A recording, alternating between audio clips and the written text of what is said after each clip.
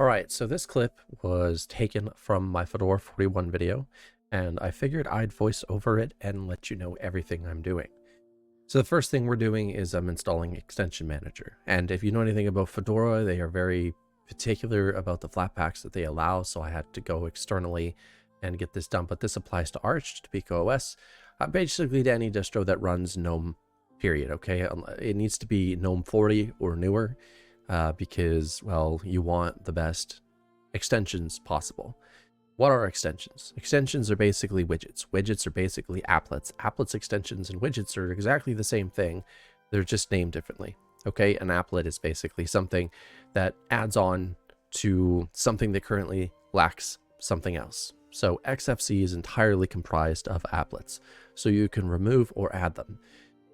KDE is completely built off of widgets. Every single thing in KDE is a widget. You go into their settings, it's a widget. It's a widget upon widgets upon widgets upon submenus. It's a mess. And if you go into Gnome, Gnome actually has a built-in desktop environment, and it works out pretty well for the main reason that, you know, you can use it without any extensions whatsoever. You don't need any. That's what differs between most of the desktop environments and what Gnome is currently today. Are extensions unstable? Some can be if they're not properly tested and issues are not reported, and others are not. Some extensions, most of the extensions that I use, are more stable than the widgets I use on KDE. Now, we're going to talk about Extension Manager, the thing I'm currently trying to install still. This was a real mess trying to get this done, by the way, because it's like, I'm used to doing things a certain way. You can tell by what I'm doing, right? And it just wouldn't work no matter what I did. The software center was glitched out.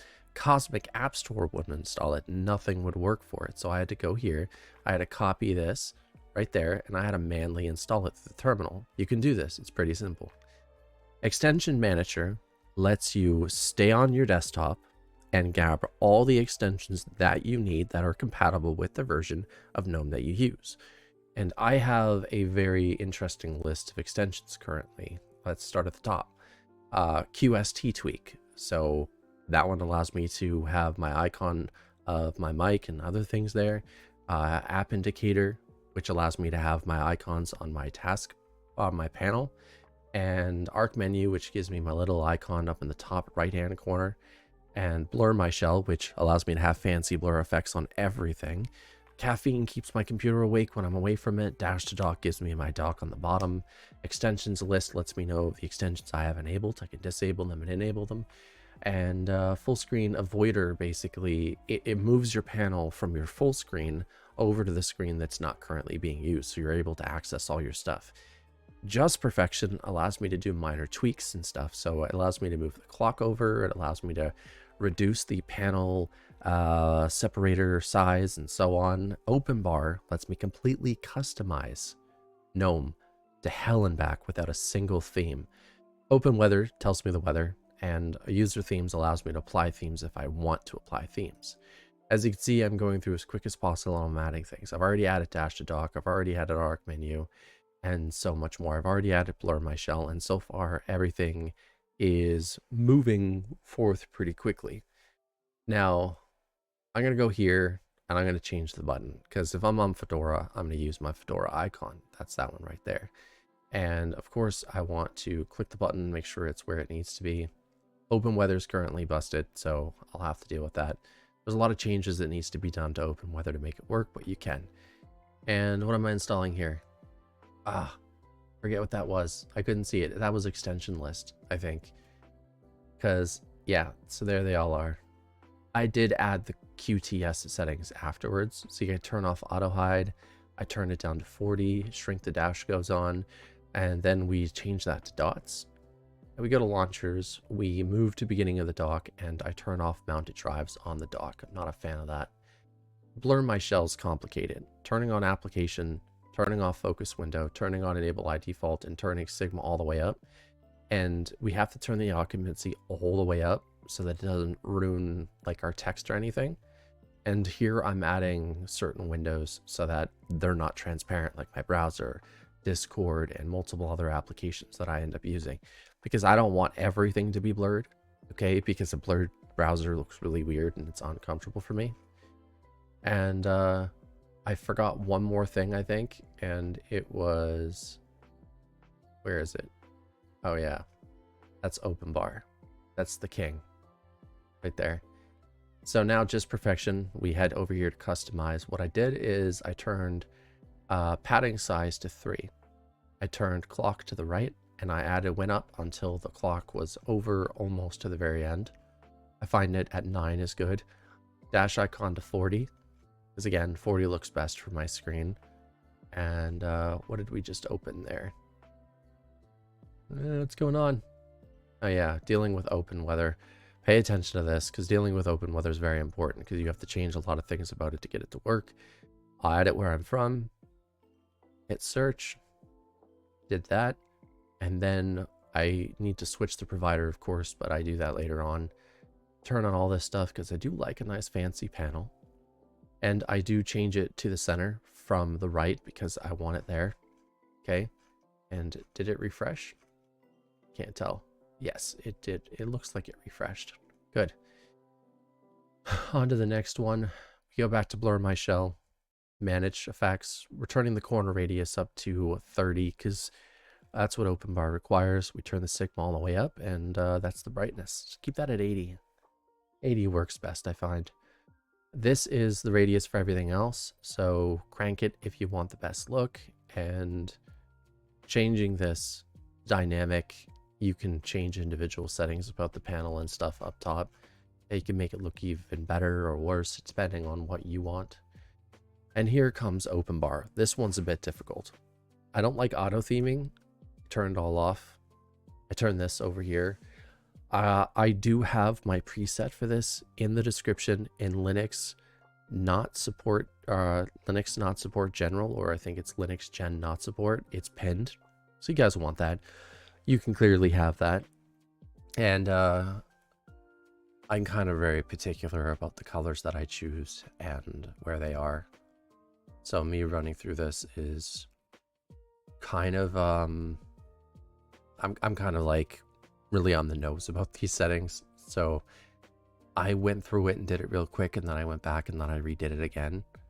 So again, turning off left and right, that gives me the illusion that I have currently now. And then I changed this to a nice light color, so the bar border looks good. Pop-up menus are the same. Nice dark color, because I want it to match the aesthetic of everything. And then I go up and check, and that looks great. And then we go to dash to dock. We basically use the same colors as the top, except I end up changing the background color later on, and I turn the icon size down to 40. That way it's good for everything else. There's a bunch of other settings in Gnome. I turn on all the application style menus so everything gets overridden. And this one changes the color of all your applications. Turning it up to 30 makes it show. Any lower than that, and it's only a hint. Okay, so it's always the same color on everything. And this is the first time I ever sat down and really decided, hey, I'm going to crank all these up to 30. And it ended up working pretty well. So every time you change something, what it does is it makes a decision and it reloads everything for the apps. So you notice there's a bit of lag here and there. So yeah, there we go. Apply corner radius. And this one's very important. This is your transparency. I turn on the traffic lights. I set it to 70. This will make all your windows transparent, and it will make that blur my shell look amazing. And you can see that I tested it by opening this up, and now we got blur in the Windows applications and everything else. It looks fantastic. Look at that. You can customize this as far as you want. You can spend hours into this. I remember spending hours into it and really just getting it all like just the way that I wanted it to be. And right now I'm trying to get the panel to be a little more transparent so I can see through it. It's awesome. But yeah, in a nutshell, you can really do anything you want with this. Now, one thing I did forget to do, I think I'm going to go back to correct it now, was, yeah, there you go. See that? Now I fixed it. Another thing is for dash dock, I need to turn the shadows off because it's currently broken and I don't know why. So there's that.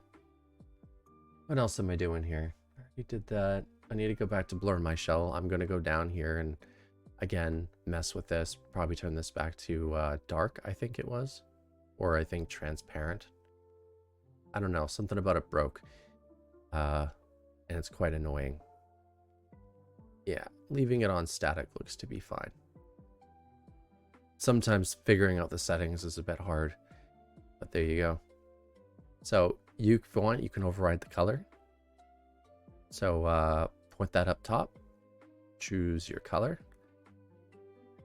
And I think I chose purple, like dark purple-ish, and I went right about there. And there we go. That was perfect. Another thing that I should have changed in here was adding color to the dock on the bottom. But yeah, it looks like I'm going to go change dash dock now and turn off shadows. And probably change the overall color eventually.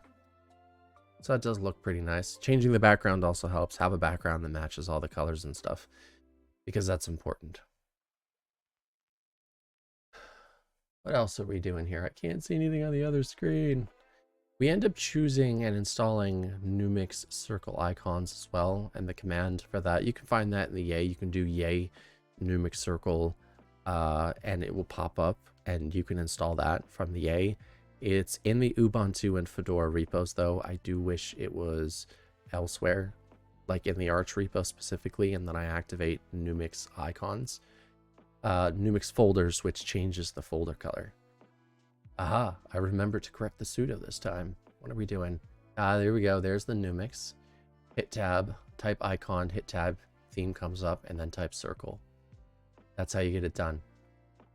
And we hit yes, and there's the theme installed. And then after this, I go download Numix folders. Yeah. By the way, if you're wondering why I'm doing this style of video, you need to understand it's because I already had this clip ready to go, and there's no point in wasting a good clip. I fast forwarded it through the original Fedora video, and I don't want to do it here because I want to explain everything as I go. So we do sudo and then dash dot dash Numix. You saw what I did. I changed it to purple to match everything else.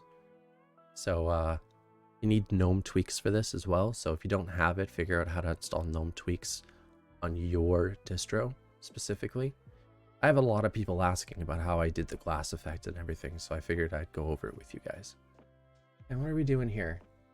What is that? Oh yeah, we're setting transparency for the terminal so that the terminal can be glass as well. So it can have blur in the background. See that? That looks trippy. I like that. PyAxis is amazing. That's what I'm calling it anyway. It's now the official terminal for Ultramarine, Fedora, Nabora, because it adapts that, and also Ubuntu. I'm hoping that it becomes the default terminal as well for Gnome in Arch. That'd be nice, because it's an amazing little terminal. By the way, it's completely containerized. And what are we doing here? I can't see. Sudo DNF. What am I installing? Gnome tweaks. Okay, we're installing Gnome tweaks. Good. This allows us to change themes and icons. Okay, and also allows us to mess with our Windows buttons. So you can see I changed to Numix circle, and we go down here and we enable the left and right style buttons so we can minimize, maximize, and exit. There we go. And yeah, now we got fancy little icons on the bottom. Are we doing Whitestar next? Yes, we are. So we git clone Whitestar. And instead of doing -L, we don't need to do that no more. We git clone it. Then we cd into it. Like, there you go. Now you can see it. I was very thorough when I was making this clip, that's for sure. cd Whitestar, and we just install the theme. We don't apply both themes. We apply one so that it affects the dock, and then we apply the other. We don't apply the other, we leave it default because it looks better that way. And after this, that's about it. There's nothing really to talk about. This is the setup for my theme. I end up tweaking a little bit more in the background, but yeah, so as you can see, I test to see if it's this one. It's not. So I set that back. Do it Weta. If I could find it, and then I end up setting this one, and that one changes to the dock. And that's it. It's finished. It's done. I hope you guys enjoyed this video. You know, if you did, it really helps. like, subscribe, share that, do all that fun stuff. If you have any questions about this, go in the Discord, ask them in the theming channel, and I will see you guys next time. Don't forget, we have YouTube membership. Joining that definitely helps. We do have Ko-Fi in case you want to donate there, and I'll see you guys in the next video.